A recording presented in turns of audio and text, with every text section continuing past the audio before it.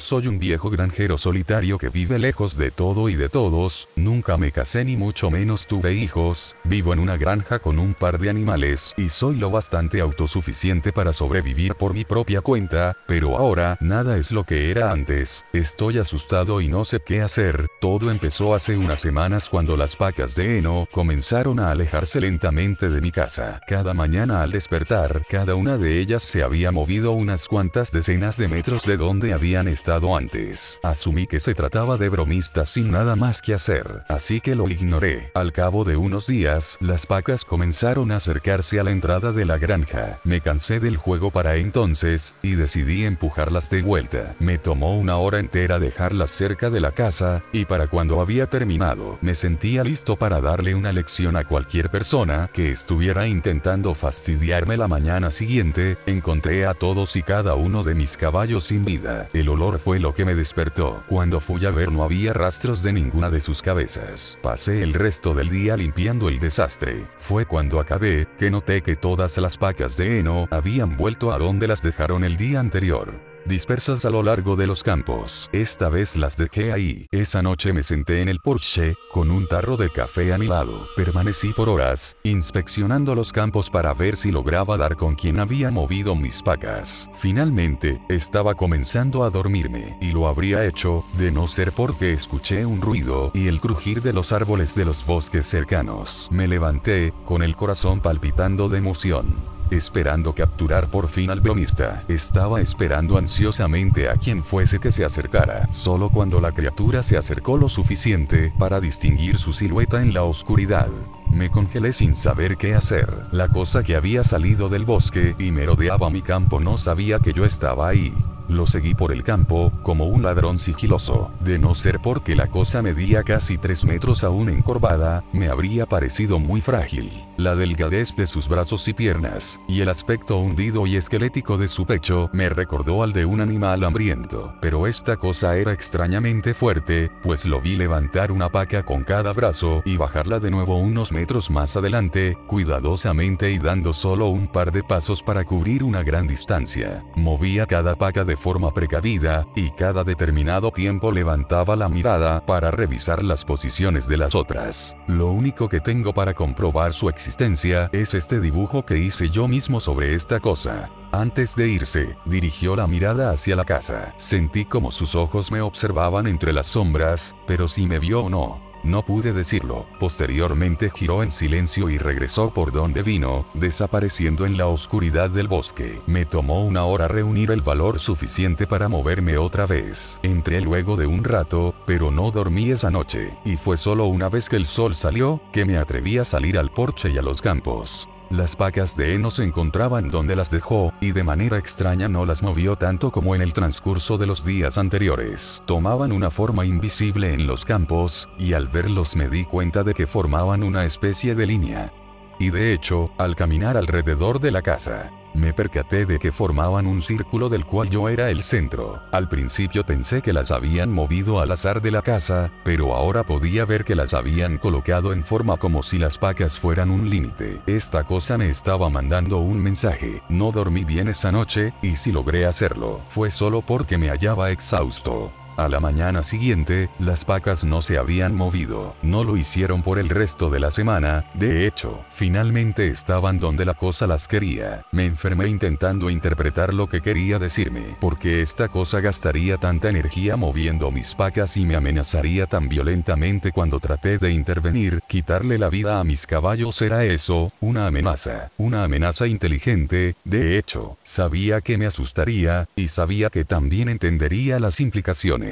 El sonido de un automóvil dirigiéndose por el camino hacia mi granja me llenó de emoción una mañana. Estaba planeando abandonar mi granja desde que vi a esa cosa, pero no quería arriesgarme a hacerlo a pie porque no tengo carro y que esa cosa me quitara la vida como a mis caballos. Pero si lograba subir al auto de quien fuese que venía por el camino, tal vez podría escapar antes de que me detuviera. No sabía o me importaba quién venía en el coche. Decidí que en el momento que detuvieran el auto, saltaría al asiento del pasajero y les diría que nos largáramos del lugar, pero jamás tuve la oportunidad. El auto avanzó con lentitud por el camino, sacudiéndose por el difícil terreno. Le imploré silenciosamente que se apresurara, y fue cuando pasó entre dos pacas localizadas a ambos lados del camino, comencé a escuchar un tronido agudo proveniente del bosque. La cosa saltó de entre los árboles, galopando con sus 4 terribles y esqueléticas patas, iba en dirección al auto. En segundos, ya estaba ahí, golpeando el vehículo de la misma forma que un gran felino. Levantó y destrozó el vehículo sin problemas. Y el hombre, quien sea que fuese, gritó. Y pude escucharlo en medio de los crujidos del metal y el cristal. Solo se detuvo una vez que la criatura lo apretó con su mano y lo destrozó. Lo arrojó y por fin pude ver a esa cosa bien. En el sol, pude ver lo inhumano de su ser. Estaba compuesto enteramente de algo vivo y horrible, era una cruda imitación de una figura humana. Cualquier cosa de la que estuviese hecha, parecía tan pulida y dura que de no ser por el cómo se movía, me habría hecho pensar que era granito. La cosa retrocedió hacia el bosque, dejándome sorprendido. Mis ojos aún se enfocaban en el auto, con su motor aún con fuego. En medio de las 2 pacas del camino, repentinamente, comprendí. El mensaje era claro. Era el prisionero de esta cosa, y no se me permitía tener visitas. Nada podía cruzar los bordes que había colocado con las pacas de heno. Estaba atrapado ahí, por la cosa que acecha los campos. Y no demanda otra cosa más que el que yo no pueda escapar jamás. Aún así, no sé si puedo soportar ser la mascota de esa cosa. He pensado mucho durante los últimos días desde que lo vi aplastar el pecho de ese hombre. Si cruzara el borde de pacas quizás me haría lo mismo, me aplastaría el cráneo antes de que siquiera intentara protegerme a mí mismo. Luego iría a buscar una mascota nueva, probablemente una que soportara el saber lo que estaba afuera, observando todo el tiempo con esos ojos brillantes y profundos. He pensado mucho en eso durante los últimos días, quizás intente escapar.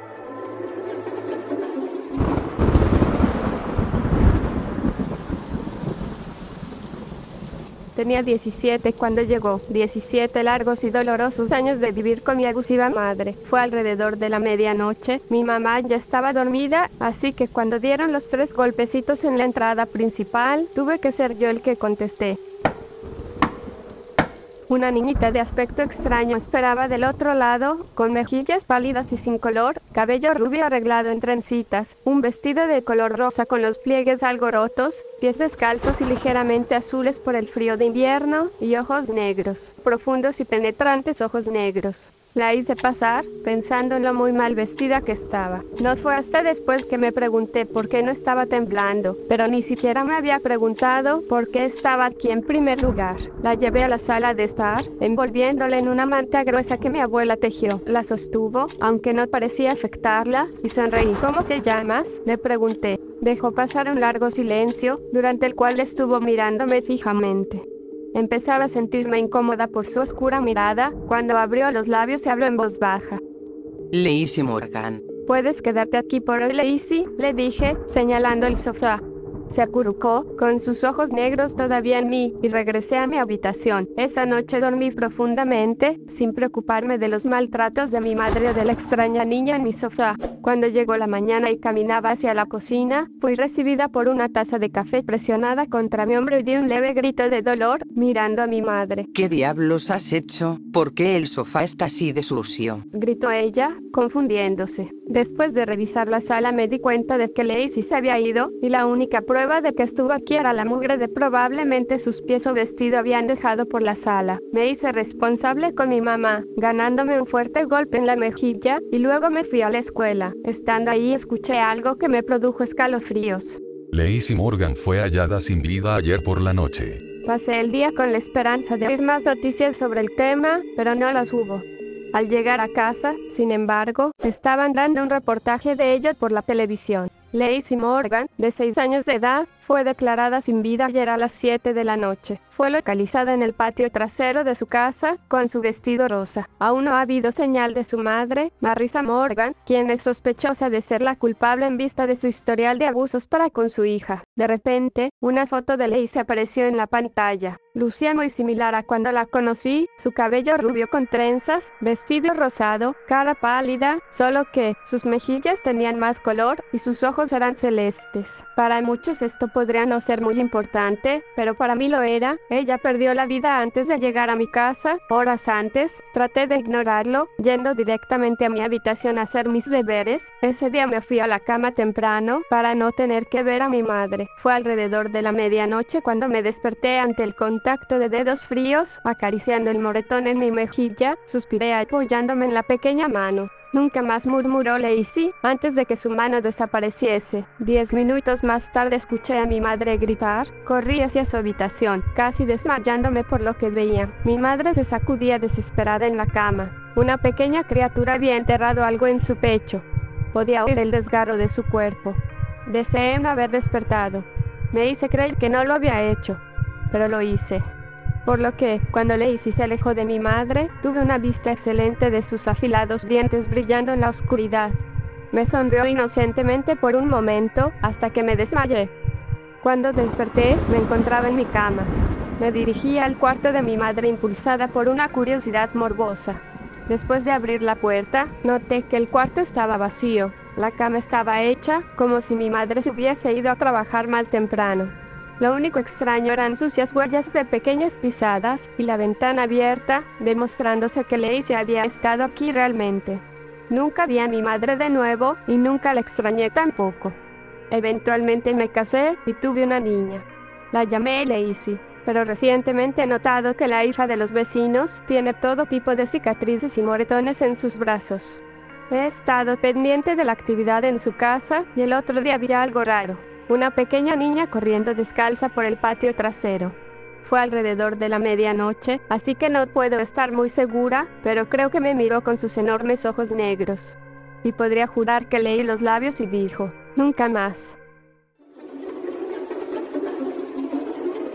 Todo empezó cuando encontré una pequeña nota. Era un pedazo de papel que encontré en una caja en el sótano. Decía, hola, por favor responde. No tengo idea de cuánto tiempo pudo haber estado esa nota ahí. Las cajas estuvieron en mi sótano por años desde que me había mudado ahí. La ignoré hasta que la mañana siguiente, encontré una pieza de papel mojado que decía, por favor responde, por favor ayúdame. Pero, solo supuse que alguien me estaba jugando una broma. Poco tiempo después encontré más notas, bajo mi tapete, dentro de mi computadora, entre las capas del papel de baño. Estaban en lugares en los que nadie hubiera buscado. Lugares donde nunca pondrías una nota, lugares donde sería absurdo poner una nota, porque nadie mira en esos lugares. Sin embargo, siguió pasando, todas las notas pedían ayuda y suplicaban que contestara. Un día simplemente me harté, tomé la nota y escribí detrás de ella. Hola, estoy respondiendo. Por favor explica tu situación. La deslicé en una grieta entre la tina y la pared. Justo había salido del baño cuando encontré otra nota, flotando en la superficie del vaso que tenía en la sala.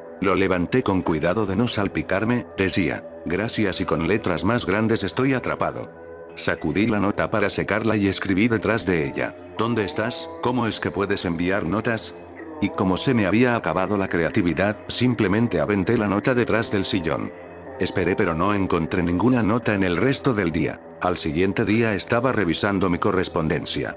Dentro de un recibo bancario estaba una nota.